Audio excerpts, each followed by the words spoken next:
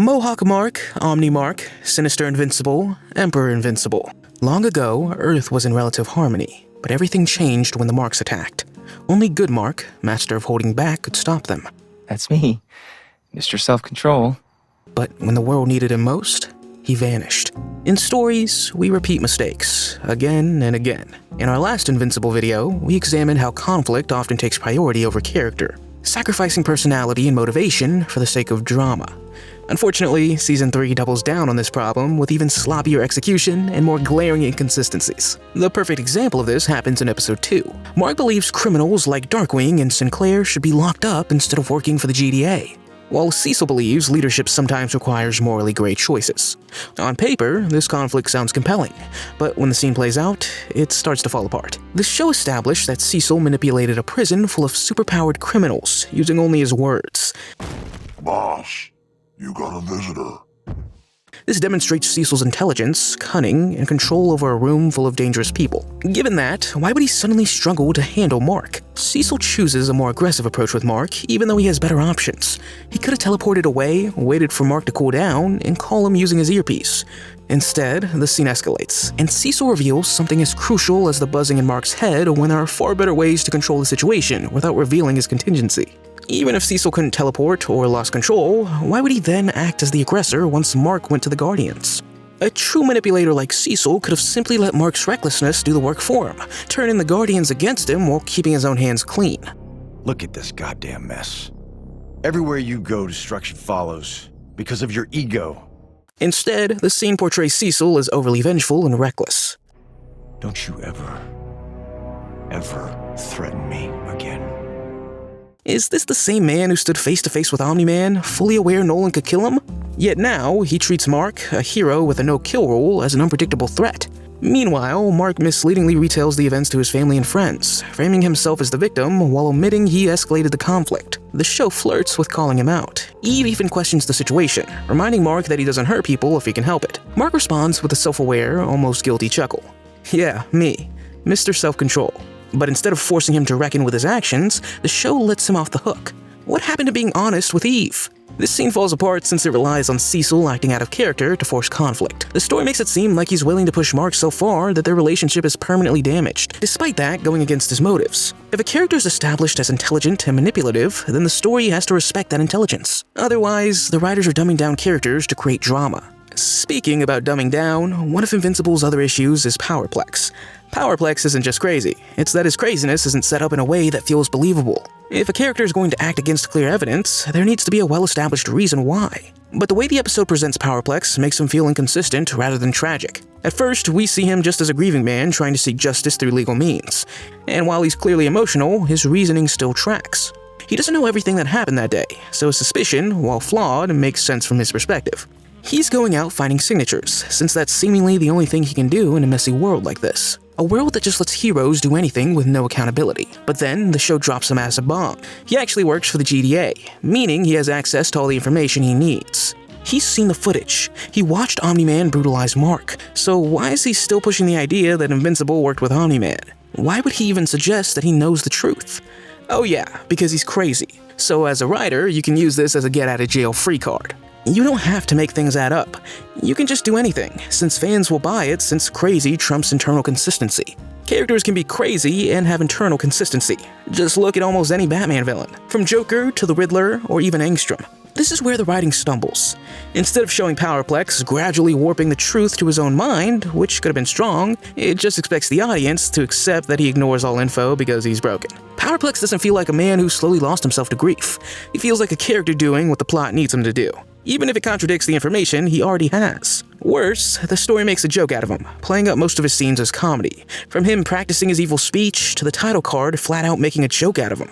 This could work if Powerplex was not meant to be taken seriously, but the story frames him as somewhat correct, and instead of Mark walking away from the conflict, saying, "Man, this guy's crazy," he walks away feeling guilty. The story doesn't know what it's doing. And it's not just Powerplex. This whole story has writing oversights that make his story feel even weaker. When he gets arrested, the GDA somehow let him escape, even though Adam Eve figured out his powers. Did she communicate the important info to anyone? Did she tell the Guardians? You would think it would be extremely important to know a supervillain's powers when you arrest them. Are these heroes rookies? The GDA is supposed to be a top-secret, highly advanced organization, yet a government employee with a personal grudge, superpowers, and stolen equipment can just pop up on TV talking about taking down Invincible. No one immediately sees that as a threat? Cecil should have been on this instantly just due to the potential secret that might be exposed. Instead, we get this bizarrely passive response, where only Shapeshifter, who's primarily a comedic character, is sent. Why does the GDA act to the equivalent of your local grocery store where things just go missing? Things can't just go missing for an agency this classified. You should expect an entire lockdown if equipment was just consistently disappearing. This is how the show tries to explain how Powerplex was able to steal the equipment. We don't even see how he did it. He just has the technology. Does the GDA have cameras? Or did they waste all of them watching Mark's family? Why is Powerplex even going after Mark? He should be going after the GDA. They're the system that allows all of this to happen. If Powerplex was genuinely committed to exhausting every legal option, why is he wasting time gathering signatures instead of taking his case directly to Cecil or Donald? It doesn't add up. Powerplex could have been a great tragic character, but instead, he's just another example of a poorly executed crazy. His motivations don't track, the world's logic breaks around him, and instead of making us sympathize with his dissent, the show just expects us to accept it without question while strangely laughing at him. All they had to do was make Powerplex a regular civilian with powers. Now for the biggest critique of this season. Mark's character arc is a mess. At one point, Invincible actually had something compelling with his development. In Season 1, Mark was naive, idealistic, and eager to be a hero.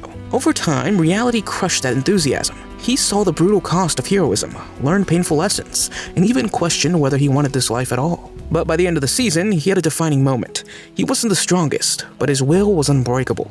And that was his version of being invincible. So, what happened? Why does Mark feel like a joke now? At this point, Mark keeps repeating the same promises, but they don't mean anything. He constantly talks about taking things seriously, preventing another disaster, and never forgetting the lives lost. Yet, he turns around and lets millions of people die.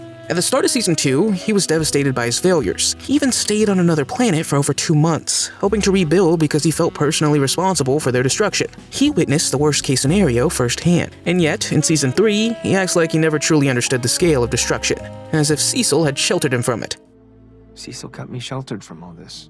But he lived through Thraxa. He saw the devastation firsthand and helped rebuild. But later, his words and actions don't match, making him feel less like a developing character and more like someone stuck in a narrative loop. No, not again. In Season 2, his whole arc was about not becoming his father. He feared turning into Omni-Man, feared losing control, feared going too far. I'm not my dad. I'm not my dad! That was the emotional struggle of the season. And yet, in Season 3, when the show should have tested this fear in the most extreme way, forcing him to fight alternate versions of himself who did become monsters, Mark doesn't really think about it. His biggest concern? Whether or not he should have killed Angstrom. Yes, Angstrom is a problem, but he was a problem due to Mark's own internal struggle. He didn't want to be like his dad, yet beat Angstrom in a similar way that his dad beat him. Angstrom saw Mark as the most evil Mark. He's a murderer! A monster! And Mark should be more concerned with his inaction. Season 3 should have directly challenged Mark's fears. Evil Invincibles are destroying the Earth. The world might start seeing him the way they see Omni-Man. This was the moment for Mark to ask himself, am I actually different? Can I become like them? This is all my fault. Angstrom did this because of me. He ended Season 2 believing he was wrong for killing Angstrom. He had a breakdown over it. So why does Season 3 ignore that? Instead of engaging with that struggle, the season just turns into a strange, evil Mark's attack, Mark does little, and heroes we never heard about fight storyline. He doesn't even do much, he just sits in the GDA hospital on the second day of the invasion. And let's talk about that hospital scene, because it's the moment that solidifies how much the show has lost track of his character. Mark's justification for staying out of the fight is that the Invincibles might attack the GDA to get to Eve. But this makes no sense when the GDA can hide her, and his mom's still missing. He doesn't even check on her or ask about her. Oliver's out there fighting, while Mark does nothing. This is the same guy who, in Season 2, promised himself that no one would ever hurt his family. He swore he would protect the people he loved. But now, he just leaves his mom to potentially die because Eve is injured? And not even fatally injured? This is the same show that has several fake-out deaths, so at least present Eve being hospitalized as something critical, but they don't. Even Eve's parents don't react as strongly as Mark, making his response feel even more exaggerated. The doctor said she's optimistic. Samantha's injuries aren't as severe as they could have been. Cecil calls him out for doing nothing, and some might argue that because the show acknowledges it, it makes it well written.